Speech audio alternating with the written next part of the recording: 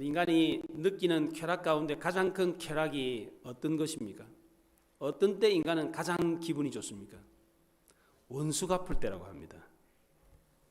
내가 받았던 고통을 원수에게 되갚아 줄 때, 아니 내가 당했던 것보다 더 큰 고통을 원수에게 안겨줄 때 제일 기분이 좋답니다. 근데 내가 보복하기도 전에 이미 원수가 망해버린 모습을 보면 마음이 참 허탈합니다. 내가 아니라 다른 사람이나 다른 환경에 의해서 이미 망해버린 모습을 보면 그래 잘됐다 망해야지 이런 생각이 들지만 내가 그 사람을 망하게 해야 되는데 이런 생각을 합니다. 원수가 승승장구하는 것을 보면 배가 아픕니다. 근데 원수가 망하는 걸 보면 그렇게 기분이 좋아요. 이게 일반적인 사람들의 심리 상태입니다. 근데 하나님은 우리에게 원수 갚는 일을 내게 맡기라 그랬습니다. 우리가 직접 원수 갚는 일을 하지 못하게 했어요. 그럼 우리는 가만히 기다리고만 있어야 합니까? 원수가 스스로 망하도록 기도하고 기다리기만 하면 됩니까? 원수에게 큰 손해를 입었던 성도들은 어떻게 해야 합니까? 원수 갚는 일을 하나님께 맡기고 자기 할 일을 하면서 하나님을 의지하는 법을 배워야 합니다. 그럼 그 나머지는 하나님이 알아서 다 해결해 줍니다. 가장 좋은 때에 가장 좋은 방법으로 하나님이 해결해 주십니다. 괜히 원수에게 고난당하고 상처 입었던 거 생각하고 있으면 속 터져서 못 삽니다. 그 모든 원한은 하나님께 맡기고 우리는 하나님만 의지하며 살면 됩니다. 그러면 원수 만난 것이 오히려 나에게 소중한 인생 공부가 됩니다. 하나님이 그때 그 원수 만나게 한 것도 다 이유가 있었구나. 나를 이렇게 훌륭한 사람이 되게 하게끔 하기 위해서 그렇게 나에게 고난을 주고 상처를 주고 어려움을 줬던 사람들을 만나게 한 거구나 이런 생각이 듭니다. 이걸 알면 어떤 원수를 만나도 어떤 위기를 만나도 다 승리할 수가 있습니다. 그러니까 아무리 큰 고난을 당해도 안심할 수 있는 겁니다. 왜냐하면 하나님은 모든 원수로부터 우리를 지키고 보호해 주시기 때문입니다. 오늘 보면 사무엘상 24장 바로 앞장 23장에서 다윗은 원수들에게 붙잡혀서 죽을 위기를 겪었습니다. 사울의 군사들이 에워싸가지고 다윗이 빠져나갈 구멍이 없었습니다. 이때 갑자기 전령이 사울에게 와가지고 왕이시여 급히 돌아오셔야 됩니다. 블레셋이 이스라엘 나라를 침공했습니다. 이걸 알려줬습니다.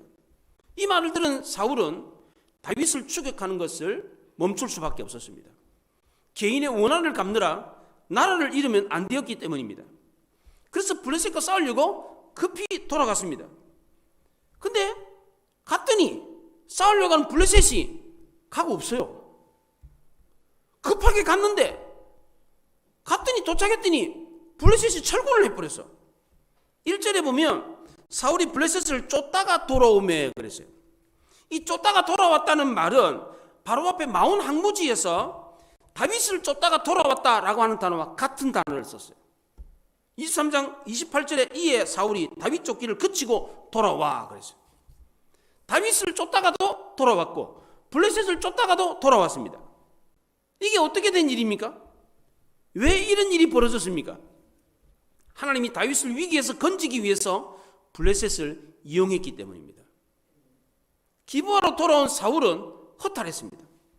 조금만 더 시간이 있었더라면, 그때 전령이 조금만 늦게 왔더라면 내가 다윗을 잡아 죽일 수 있었을 텐데 급하게 돌아온 것이 후회가 됐습니다. 그렇다고 전쟁이 일어났다는데 안 갈 수 있습니까? 일이 왜 이렇게 되고 말았습니까? 사울도 몰랐고 다윗도 몰랐어요. 왜 일이 그렇게 됐는지. 나중에 이 성경을 기록한 사무엘은 정확하게 알고 있었습니다. 누가 이렇게 한 겁니까? 하나님이 그렇게 하셨어요. 하나님이 다윗을 위기 가운데 구원하기 위해서 특별히 개입하셨습니다. 이처럼 하나님이 다윗을 위기 가운데 건지신 것은 이번만이 아니었습니다.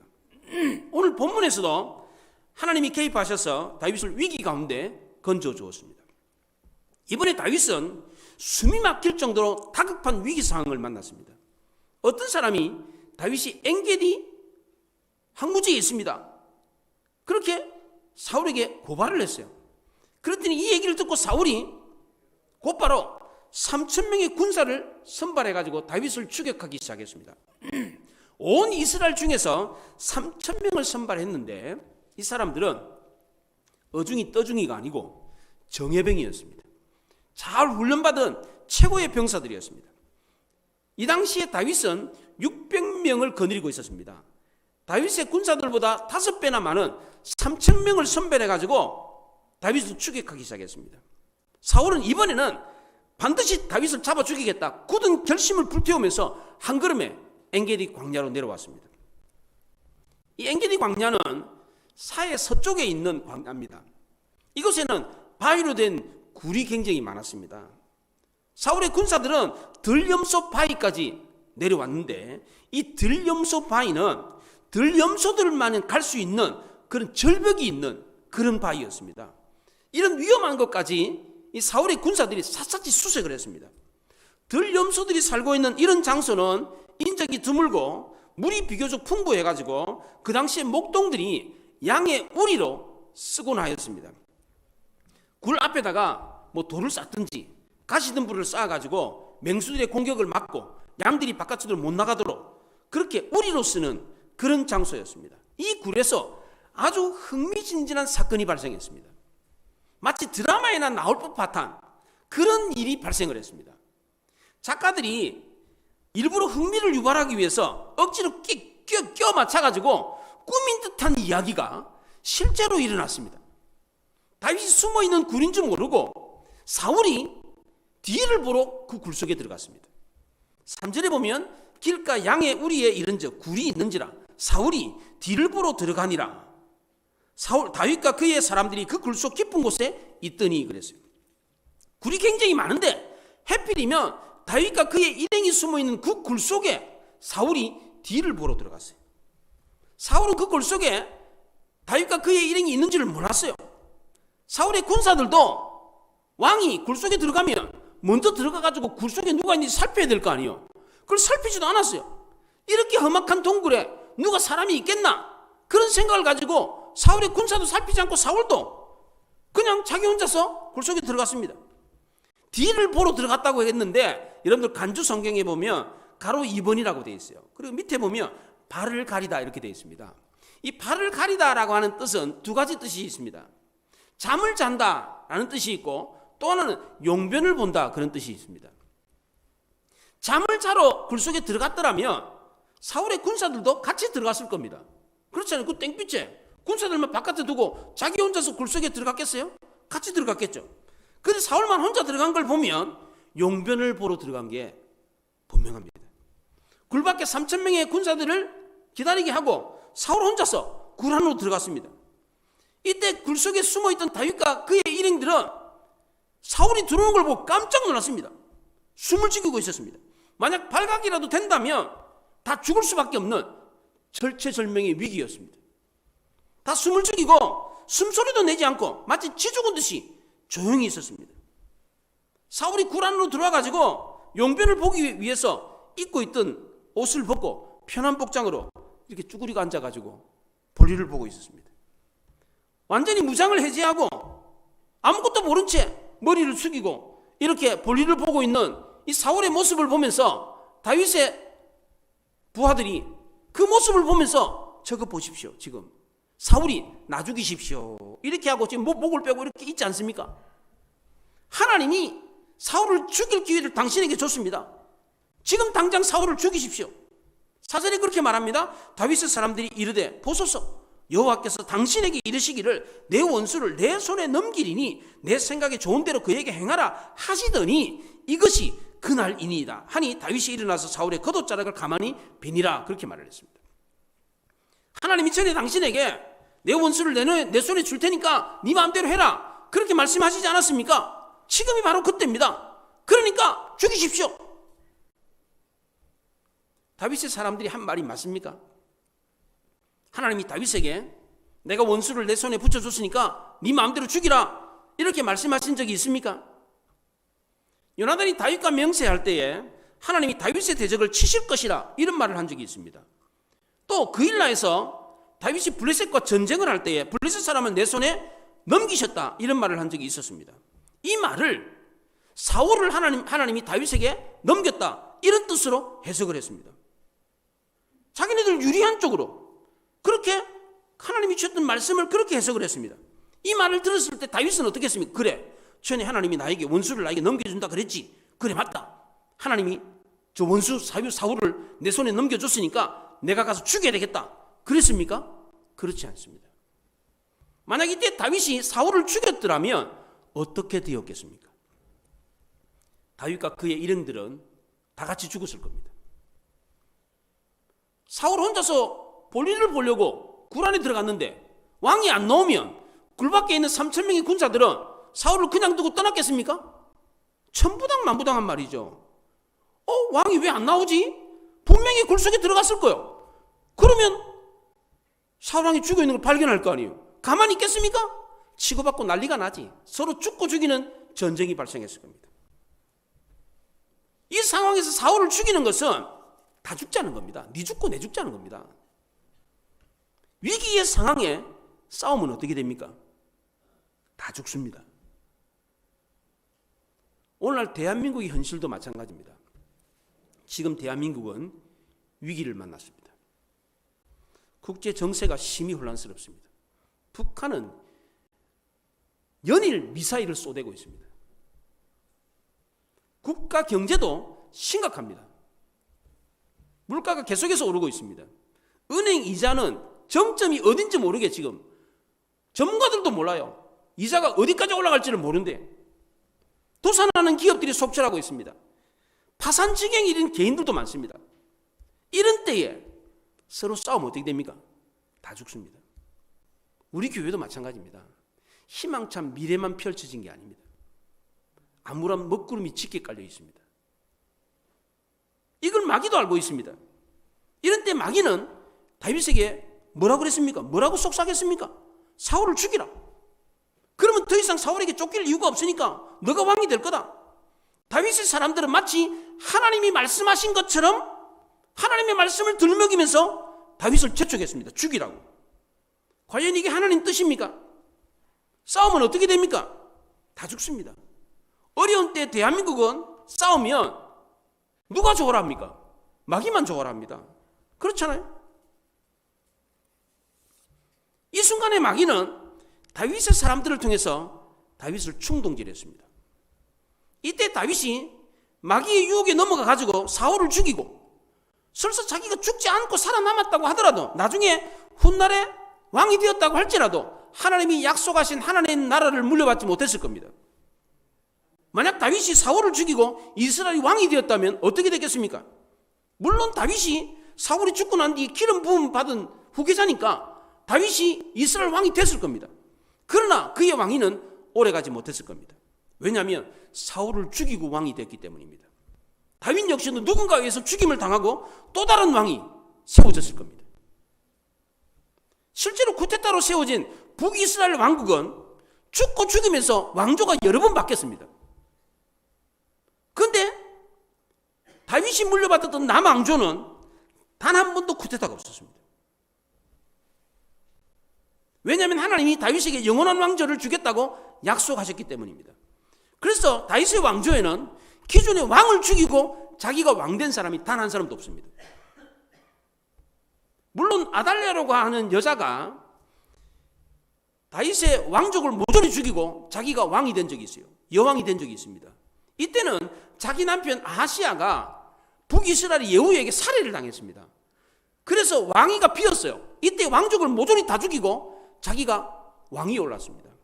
그런데 하나님이 요아스라고 하는 한 사람을 남겨가지고 곧바로 왕위가 끊어지지 않도록 이어지게 하셨습니다. 만약 이때 다윗이 부하들의 말을 듣고 사울을 죽이고 자기가 왕이 됐더라면 다윗 왕조는 피비린내나는 왕조가 됐을 겁니다. 계속해서 쿠데타가 발생했을 거예요. 왜? 니도 그랬잖아. 니도 다른 사람 죽이고 왕위를 빼앗았잖아. 할 말이 없는 겁니다. 할 말이. 예수님도 대제사장 말고의 길을 배웠던 베드로에게 뭐라 그랬습니까? 칼로 쓰는 자는 칼로 망한다. 그렇게 말씀하셨습니다. 다행히 다윗은 이 마귀의 유혹에 넘어가지 않았습니다. 살금살금 사울 뒤로 다가가지고 사울의 겉옷자락만 잘랐습니다. 다윗이 이렇게 사울의 겉옷자락을 자를 수 있었던 이유가 뭡니까? 용변을 보고 있는데 그 뒤에 가가지고 겉옷자락을 잘랐어요. 어떻게 이게 가능합니까 이게? 아무리 동굴이라고 하지, 어두운 동굴이라고 하지만 어떻게 이게 가능합니까? 두 가지로 생각해 볼 수가 있습니다. 첫째로 이 동굴은 아무 소리가 안 나는 조용한 동굴이 아니었습니다. 물이 흐르는, 물소리가 나는 그런 동굴이었어요. 뚝뚝뚝뚝뚝뚝뚝. 이 소리가 나니까 다윗이 살감 걸어가는 소리가 묻혀가지고 안 들렸습니다. 또 옷자락을 싹둑 자를 때에 그 소리도 안 들렸어요. 또 하나 가능성은 사울이 용변을 볼 때에 겉옷을 벗어가지고 옆에 두었기 때문입니다. 이 겉옷은 땅에 걸리는 옷이에요. 그래서 용변을 볼 때 이 겉옷을 입은 채로 보게 되면 어떻게 됩니까? 그 소변이 묻든지 뭐 이게 큰일이 나는 거 이게. 그래서 용변을 볼 때는 이 갑옷하고 겉옷을 벗어야 돼요. 그 옆에다 두고 볼일을 봤는데 이때 다윗이 거기에 살금살금 다가가서 그 사울의 겉옷자락을 잘랐던 것입니다. 아무튼 사울 가까이에 가야만 했습니다. 이건 너무나도 위험천만한 일이었습니다. 사울을 죽일 건도 아닌데 왜 굳이 겉옷자락 하나 자르려고 그렇게 위험한 도전을 합니까? 다윗이 왜 이렇게 위험을 감수하면서까지 사울의 겉옷자락을 자르려고 했습니까? 사울의 겉옷자락으로 자신의 무고함을 증명하려고 했기 때문입니다. 다윗은 자신이 사울 왕을 죽일 의사가 없다는 것을 분명히 알리고 싶었습니다. 그 결정적인 증거가 바로 사울의 겉옷자락이었습니다. 나중에 하길라산에서도 마찬가지입니다. 다윗을 죽이겠던 사울과 그의 일행들이 하기사 산길석에서 잠을 자고 있었어요. 이때 아비새하고 다윗이 그 적진으로 들어갔어요. 살금 들어가가지고 사울의 머리맡에 있는 그 물병과 창을 들고 나왔어요. 이때 아비새가 죽입시다. 그래서 콕 찌르면 그냥 죽습니다. 당신이 안 죽이시면 나라도 죽일 테니까 죽이십시다. 그리고는 창하고 물병만 들고 나왔어요. 왜 그랬습니까? 다윗이 사울을 죽일 의사가 없다는 것을 밝히기 위해서 창과 물병을 들고 나왔습니다. 이번에도 마찬가지였어요. 사울의 겉옷을 자른 이유가 나는 무고합니다. 당신을 죽일 의사가 전혀 없습니다. 그걸 증명하기 위해서 그 겉옷자락을 잘랐습니다. 그런데 사울은 다윗이 자기의 겉옷자락을 자른 걸 보면서 옛날 생각이 났습니다. 옛날에 사무엘이 자기에게 했던 말이 생각이 났습니다. 사무엘상 15장에서 사울이 아말렉과 전쟁을 할 때에 사무엘이 다 죽이라고 그랬어요. 하나도 남김없이 다 죽이라고 그랬어요. 그런데 사울이 이 사무엘의 명령을 어기고 좋은 걸 남겼습니다. 이때 사무엘이 실망해가지고 하나님이 너 나라를 다른 사람에게 넘겨줄 거다. 그리고는 돌아서서 가려고 그랬어요. 이때 사울이 이 사무엘의 겉옷자락을 잡았어요. 나라! 그러면서 이 사무엘의 겉옷자락이 찢어졌어요. 이걸 보면서 사무엘이 사울에게 그럽니다. 하나님이 왕을 보내서 이스라엘 나라를 다른 사람에게 넘겨줄 거다. 마치 이 내 겉옷자락을 자른 것처럼 이스라엘을 떼어가지고 다른 사람에게 왕의 이웃에게 줄 거다. 이 말을 했어요. 이 말을 들었을 때 사울은 충격을 받았어요. 하나님이 내 나라를 다른 사람에게 준다고? 이 얘기는 평생 동안 잊혀지지 않는 이야기였어요. 자기 아들이 왕이 될 거라고 생각을 했는데 그게 아니고 내 아들이 아니고 이 옷을 찢어가지고 다른 사람에게 준 것처럼 그렇게 하나님이 그렇게 줄 거다. 이 얘기를 했으니까 이 말은 평생 잊혀지지 않는 말이었습니다. 그런데 다윗이 자기 겉옷자락을 잘라가지고 흔드는 걸 보면서 깜짝 놀랐어요. 그때 그 얘기가 딱 생각이 난 거예요. 야, 정말 그렇구나. 그래서 20절에 이렇게 말합니다. 보라, 나는 내가 반드시 왕이 될 것을 알고 이스라엘 나라가 내 손에 견고히 설 것을 안다. 보라, 이 말은 이제 비로소 이제 내가 반드시 너가 왕이 될 것을 알았다. 이스라엘 나라도 너를 통해서 견고하게 설 것을 알았다. 그렇게 말합니다. 사울은 자신의 찢어진 겉옷자락을 보면서 왕권이 다윗에게 넘어갈 것을 알았습니다. 확인을 했습니다.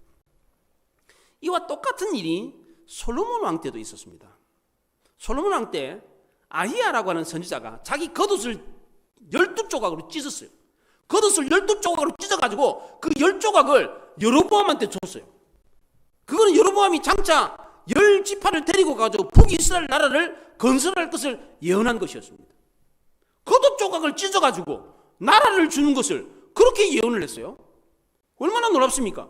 이 겉옷 자락이 곧 나라를 의미하는 것이었습니다. 다윗은 단지 자신의 무고함을 증명하기 위해서 옷자락을 잘랐는데 하나님은 이것을 통해서 하나님의 뜻과 하나님의 섭리를 알려주었습니다. 이 성경을 기록한 사무엘도 이 겉옷자락의 의미를 분명하게 알고 있었습니다. 요나단도 자기 겉옷을 벗어가지고 다윗에게 준 적이 있었습니다. 이걸 성경이 기록해놨어요. 왜 그랬어요? 이 겉옷이 곧 왕권을 의미하는 것이었기 때문입니다.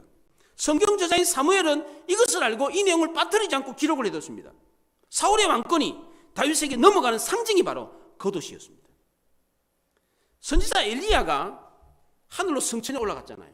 올라갈 때 땅으로 뚝 떨어진 게 있어요. 그럼 뭐가 떨어졌습니까? 신발이 떨어졌습니까? 뭐가 떨어졌어요? 겉옷이 떨어졌습니다. 겉옷이. 그래서 그의 제자 엘리사가 이 스승이 입었던 그 겉옷을 가지고 요단강에 와가지고 겉옷을 가지고 요단강을 탁 치니까 요단강이 쫙 갈라졌어요. 이 엘리야의 영권이 엘리사에게 왔다는 증거가 바로 겉옷이었습니다. 하나님은 다윗이 위기 가운데 있었을 때에 그가 확신을 가지고 겉옷을 자르는 것을 보고서는 그에게 확신을 줬습니다. 그 겉옷 자른 것이 바로 하나님의 약속을 이룬 것이라는 것을 알려줬습니다. 이런 때 다윗은 어떻게 했습니까? 우리도 위기의 때에 다윗처럼 행동하면 어떤 위기를 만난다고 할지라도 능히 이길 수 있다는 것입니다. 첫째로 다윗은 위기의 때 아무것도 하지 않고 웅크리고 가만히 있지 않고 자기의 할 일을 했습니다. 그리고 전적으로 하나님을 의지했습니다. 4절 하반절에 보면 다윗이 일어나 사울의 겉옷자락을 가만히 베니라 그랬습니다. 다윗은 사울이 자기가 숨어있는 동굴 속으로 들어올 때 깜짝 놀랐습니다. 가슴이 철렁 내려앉아. 이제 죽었구나. 이제 더 이상 피할 것도 없고 도망갈 것도 없고 그렇게 열심히 도망 다녔는데 이제 끝이구나. 도저히 벗어날 방법이 없었습니다. 모든 것을 체념하고 궁지에 몰린 고양이 앞에 쥐처럼 옴딱달싹 못하고 벌벌 떨고 있었습니다.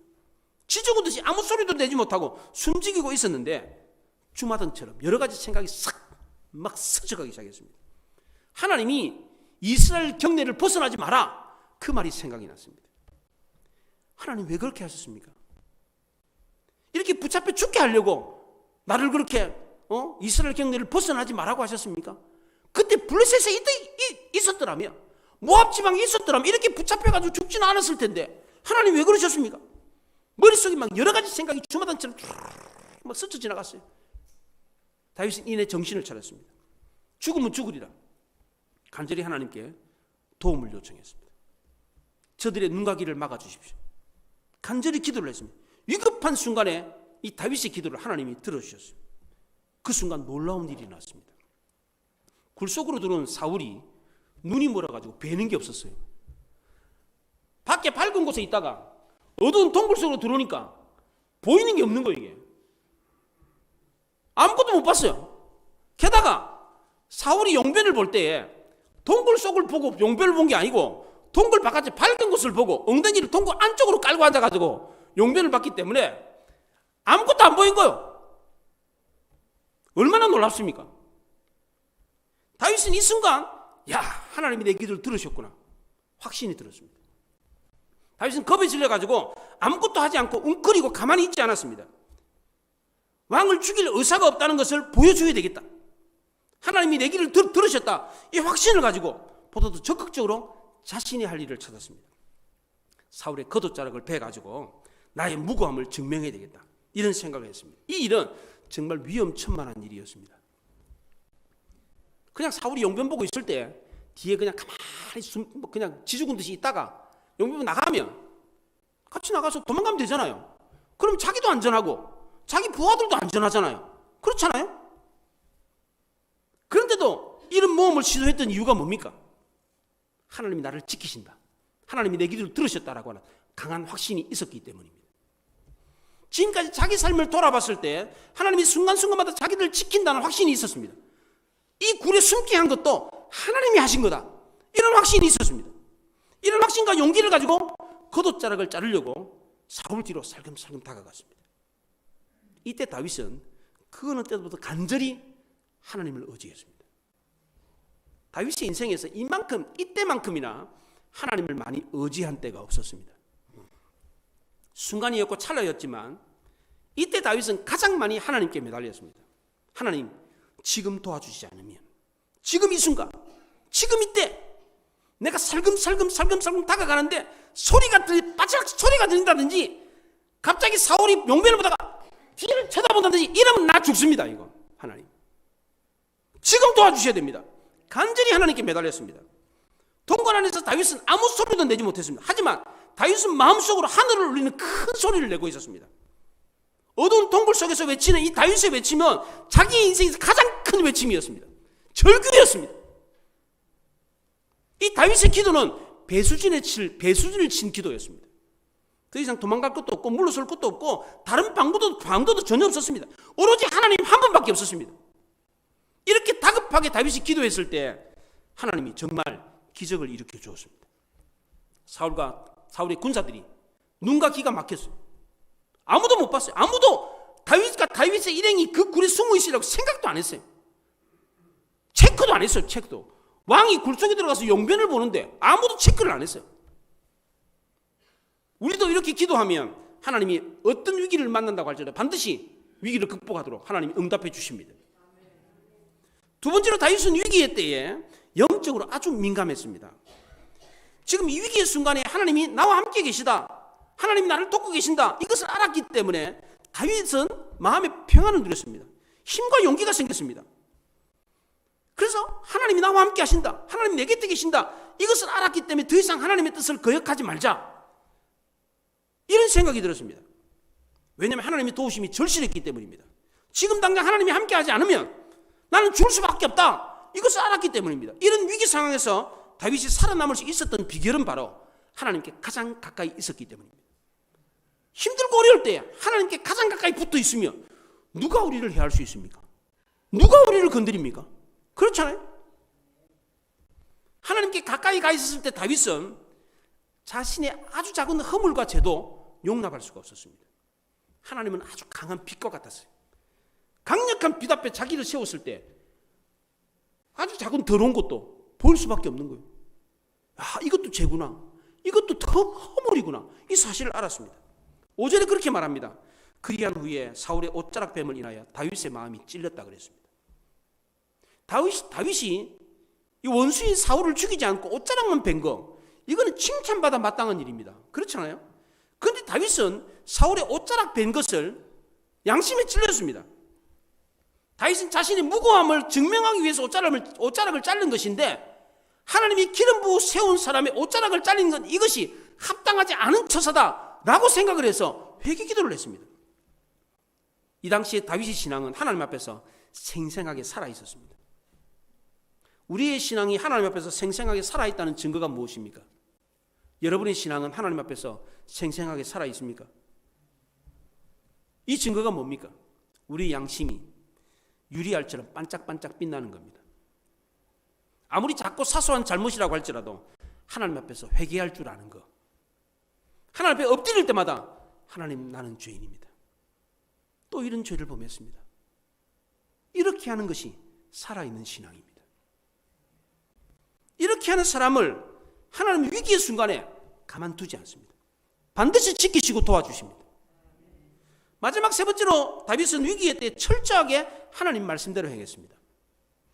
하나님이 기름 부어 세운 종을 치는 것은 하나님이 금하신 것이라고 생각했습니다. 그래서 부하들에게 다윗을 건드리지 마라, 사울을 건드리지 마라, 이렇게 말을 했습니다. 그런데 부하들은 다윗에게 뭐라 그럽니까? 사울을 죽이는 게 하나님의 뜻입니다, 지금 죽이십시오, 이렇게 말했습니다. 이 말을 들었을 때 다윗도 인간적으로는 그러고 싶었습니다. 지금 당장 사울을 죽이면 더 이상 도망 안 다녀도 됩니다. 고향 땅 아버지 집으로 돌아갈 수 있습니다. 어쩌면 하나님의 뜻도 더 빨리 이룰 수가 있습니다. 더 빨리 왕이 될 수가 있습니다. 지금 당장 죽이면, 사울을 죽이면 수월하고 편한 길을 갈 수 있습니다. 세상 사람들은 쉬운 길 놔두고 어려운 길 안 가려고 합니다. 쉽게 살려고 합니다. 굳이 고생하면서 살려고 하지 않습니다.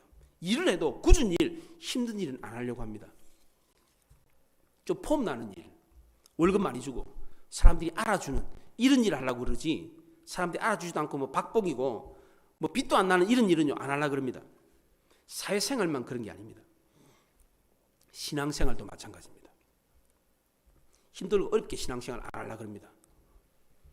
부모들도요, 자녀 교육을 위해서 시설 좋고 큰 교회를 찾아갑니다. 작은 교회는 가지도 않으려고 그래요. 청년들도 마찬가지입니다. 큰 교회 가면 형제 자매들 많으니까 결혼하기 쉽다고 큰 교회 청년들이 몰려들어요. 저는 우리 교회 안에서 제일 큰 교회에서도 목회해봤고 작은 교회에서도 지금 목회하고 있지 않습니까? 어떤 성도가 하나님 보시기에 칭찬받고 합당한 성도입니까? 하나님은 어떤 성도에게 더 많이 복을 주십니까? 자기 이속 챙기려고, 자기 자식 신앙을 위해서 좋은 교회, 결혼하려고 좋은 교회 찾아다니는 이런 사람들에게 하나님이 복을 주시겠습니까? 오늘 본문에 하나님은 어떤 성도에게 복을 줬습니까? 다윗에게 복을 줬습니다. 다윗은 어떤 길을 택했습니까? 쉬운 길입니까? 어려운 길입니까? 편하고 좋은 길입니까? 불편하고 험악한 길입니까? 다윗은 사울을 죽이지 않으므로 다시 힘들고 어려운 피난길을 택했습니다. 왜 그랬습니까? 다윗이 쉬운 길을 놔두고 힘든 길을 굳이 택한 이유가 뭡니까? 하나님의 뜻대로, 하나님의 말씀대로 행하려고 했기 때문입니다. 다윗은 자기 생각대로 인생을 살지 않았습니다. 주변 사람들이 이렇게 하십시오, 이렇게 하십시오, 주변 사람들이 말을 들은 것도 아닙니다. 다윗은 철저하게 하나님 말씀대로 행했습니다. 이런 때 하나님이라면 어떻게 하셨을까? 자신의 관점이 아니라, 다른 사람의 관점이 아니라 하나님의 관점으로 판단하고 결정했습니다. 하나님의 관점으로 자기를 보니까 자기는 어떤 존재였습니까? 14절에 보십시오. 이스라엘 왕이 누구를 따라 나왔으며 누구를 쫓나이까? 죽은 개나 벼룩을 쫓음이니이다. 다윗이 사울왕에게 그럽니다. 왕이 죽은 개나 벼룩을 쫓고 있습니다. 그럼 다윗은 뭐라는 거예요?